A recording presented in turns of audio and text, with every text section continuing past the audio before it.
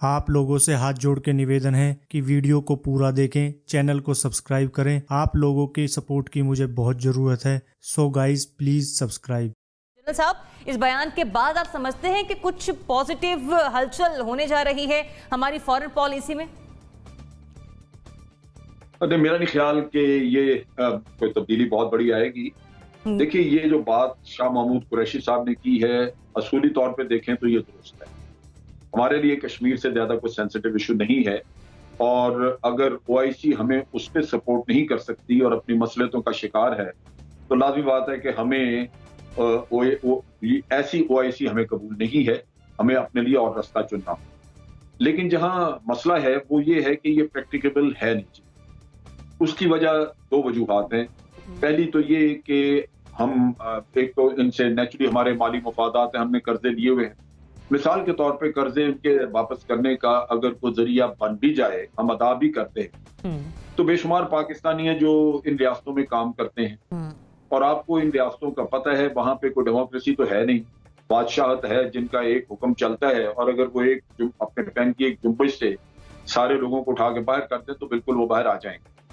और पाकिस्तान में पहले ही लोगों के माशी हालात इतने बिगड़े हुए हैं कि हमें ये कदम उठाने से पहले सोचना होगा कि बहुत बड़ी तादाद में अगर पाकिस्तानी मिडल ईस्ट से जो रोजगार अब दोबारा उनका कुछ चलने के कुछ नजर आते हैं इम्कानात, तो वो अगर खत्म हो गए तो उन लोगों को कौन संभालेगा यहाँ। और कर्जे का तो ठीक है कि आपने $3-3 बिलियन दो मुल्कों से लिया हुआ है, अगर दोनों को ही आपको वापस करना होगा। ये नहीं है कि सिर्फ सऊदी अरेबिया का है। यूएई और सऊदी अरेबिया एक जगह खड़े हैं और दोनों साथी हैं। सो अगर आप $6 बिलियन वापस करने का इंतजाम कर भी लें चाइना से, किसी से भी, तो ये चीज आप ध्यान में रखिए कि लोगों की बेकारी बहुत बढ़ जाएगी, बहुत सारी दुनिया वहां से, और उसके साथ साथ जो आपको रेमिटेंसेस आती हैं वो भी बड़ी हद तक आपकी कम हो जाए। लिहाजा असूली तौर पे देखें तो जो कुछ कह रहे हैं शाह महमूद कुरैशी, वो बिल्कुल दुरुस्त है। अगर उसको अमली तौर पे देखा जाए तो अमली तौर पे इसके मसाइल ज्यादा पैदा हो सकते हैं इस काम से। लिहाजा हमें शायद अपनी पुरानी पॉलिसी पे ही थोड़ी बहुत तब्दीली करके तो आगे पीछे करना पड़े। ये मुमकिन शायद ना हो सके कि हम ओआईसी को छोड़ के इन मुल्कों की ख्वाहिशात के खिलाफ उनको छोड़ के तो अपने लिए एक रास्ता अलग कर लें। ये चीज पहले भी बड़ी मंजरे आम पे आई थी जब कोलालमपुर में एक कॉन्फ्रेंस हो रही थी जो महातीर मोहम्मद ने बुलवाई थी, और उसमें मुल्क शामिल थे, और हमने जाने से इनकार किया क्योंकि सऊदी प्रेशर था हमारे, और हम इग्नोर नहीं कर सकते। तो ये सूरत हाल दोबारा भी आपके साथ आ सकती है। मैं यहीं से पॉइंट एक ऐड करूंगी। आपने सऊदी प्रेशर की बात की कोलालमपुर कॉन्फ्रेंस के हवाले से। चूंकि हम मकरूज हैं, ये आपका जुमला मैं ऐड कर रही हूँ, इसलिए हमारी हैसियत ओआईसी को टक्कर देने की नहीं। नाज़िम चौथाई साहब, सऊदी अरब से कैश की मद में मिलने वाले 3 अरब रुपए के कर्जे में से पाकिस्तान वक्त से पहले ही 1 अरब रुपए की अदायगी कर चुका है। ये मिनिस्ट्री ऑफ फाइनेंस और स्टेट बैंक ऑफ पाकिस्तान की तरफ से खबर सामने आई है। जी, $3 अरब, ठीक है। तो उसमें से हम $1 अरब का जो कर्जा है वो वापस कर चुके हैं। उसके बाद हम समझते हैं कि जो शाह महमूद कुरैशी साहब का बयान है उसको भी उन्होंने मद्देनजर रखा होगा, और हम किसी बेहतरी की तवक्को कर सकते हैं खारजा पॉलिसी में किसी बड़ी तब्दीली की। मैं समझ ये नहीं आता कि हमारी पॉलिसी मौसम खज़ां में कुछ होती है और बहार में कुछ और होती है। अच्छा। हम बारिशों में कुछ और कह रहे होते और गर्मी में कुछ और कह रहे होते। जब 5 अगस्त को सकूत कश्मीर हुआ, सकूत कश्मीर में बार बार कह रहा हूँ, सकूत कश्मीर हुआ तो यही शाह महमूद कुरैशी मुजफ्फराबाद गए और वहां इन्होंने सहाफियों को इसी सवाल पे डांट दिया था और ये कहा था कि आपको समझ नहीं आती मेरी बात कि हमने इतने पैसे उनसे लिए हुए, हमारे 40 लाख लोग वहां काम कर रहे हैं, आप मरवाएंगे सबको क्या? आप लोग जर्नलिस्ट हैं क्या है? ये शाह महमूद कुरैशी का स्टाइल था। और आज वो कल किसके कहने पे ये बात कह रहे थे मुझे नहीं पता। क्या काबीना ने फैसला किया है?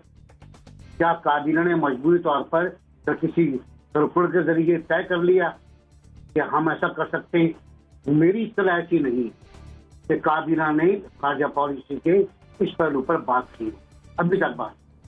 दूसरा ये कि उसूली बात है, मैं मान लेता हूँ कर लें इसको, आप वो 6 अरब वापस कर दे, तो जो जनरल साहब ने बिल्कुल सही कहा कि जो लाखों लोग वापस आएंगे फिर यूएई से और कोवैत भी है, कोवैत से और सऊदी अरब से उन्हें कहाँ खपाएंगे? आप तो लोगों को निकाल रहे हैं।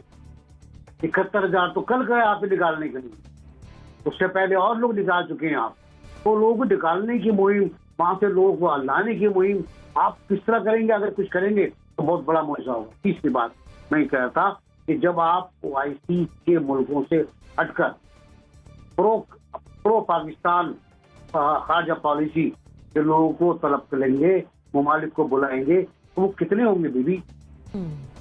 महातिर महमूद अब मलेशिया में नहीं, अब उनका मुखालिफ ग्रुप तो खाली तुर्की होगा ना, एक आध कोई और आ जाएगा, मुमकिन उज्बेकिस्तान आ जाए, मुमकिन है ताजिकिस्तान आ जाए, मुमकिन है हमारा आजाद कश्मीर भी स्टेट है वो आ जाए।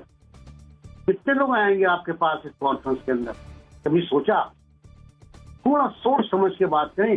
कल तो उन्होंने वाकई अद कर, कल तो जो कुछ लोग जुमले कहे वो एक वजीरा खारजा की शान नहीं थे। अब वो आप से कहते रहते हैं विदाउट सऊदी अरब। क्या आपका खुमार है? क्या आपका गुरूर है? किस बात पे गुरूर? आप यार कश्मीर में तो जवाब दे नहीं सकते। आप कहते हो जंग ऑप्शन नहीं है। मैं कहता हूँ जंग ऑप्शन है, लेकिन हम जंग नहीं करना चाहते। हम जंग नहीं करना चाहते, जंग ऑप्शन नहीं हो। ओके फाइन गुड, ये तो सही है, लेकिन हम जंग के मुतामिल नहीं हो सकते। ये जुमला तो बिल्कुल ही गलत है, और यह खारजा पॉलिसी का जुमला भी नहीं है। तो मैं समझ में नहीं आ रहा कि हम खारजा पॉलिसी की किस सिमत में जा रहे हैं, कहाँ जाना चाह रहे हैं। OIC आपको छोड़नी है, छोड़ दें OIC आप, इंडिया पहुंच जाएगा वहां पर। इंडिया बैठा हुआ और भाई सबसे बड़ी मुस्लिम पॉपुलेशन उसके पास। तो मैं समझ में नहीं आया, और ये बिल्कुल गलत बात है, और ये ऐसा होना नहीं चाहिए।